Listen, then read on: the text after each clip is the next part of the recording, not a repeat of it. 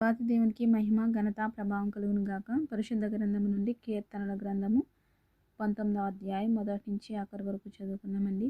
ఆకాశములు దేవుని మహిమను వివరించుచున్నవి, అంతరిక్షము ఆయన చేతి పనిని ప్రచురపరచుచున్నది. పగటికి పగలు బోధ చేయుచున్నది, రాత్రికి రాత్రి జ్ఞానము తెలుపుచున్నది. వాటికి భాష లేదు, మాటలు లేవు, వాటి స్వరము వినబడదు. వాటి కొలనూలు భూమి అందంతటా వ్యాపించి ఉన్నది. లోక దిగంతముల వరకు వాటి ప్రకటనలు బయలువెళ్ళుచున్నవి. వాటిలో ఆయన సూర్యునికి గుడారము వేసెను. అతడు తన అంతఃపురంలో నుండి బయలుదేరు పెండ్లి కుమారుని వలె ఉన్నాడు. సూర్యుడు పరుగెత్తనుల్లాసించినట్లు తన పతనమునందు పరుగెత్తనుల్లాసించుచున్నాడు. అతడు ఆకాశమున ఈ దిక్కు నుండి బయలుదేరి ఆ దిక్కు వరకు దాని చుట్టూ తిరిగి వచ్చుచున్నాడు. అతని వేడిమికి మరుగైనది ఏదియూ లేదు.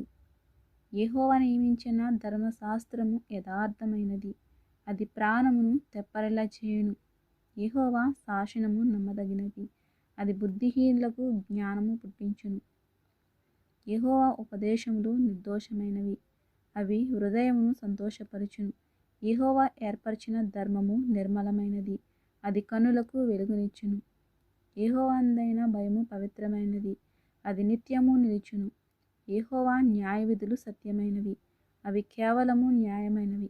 అవి బంగారు కంటెను విస్తారమైన మేలిమి బంగారు కంటెను కోరదగినవి, తేనె కంటెను చుంటె తేనె దారాల కంటెను మధురమైనవి.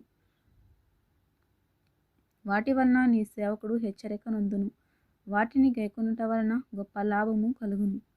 తన పొరపాటులు కనుగొనగల వాడెవడు? నేను రహస్యముగా చేసిన తప్పులు క్షమించి నన్ను నిర్దోషినిగా తీర్చుము.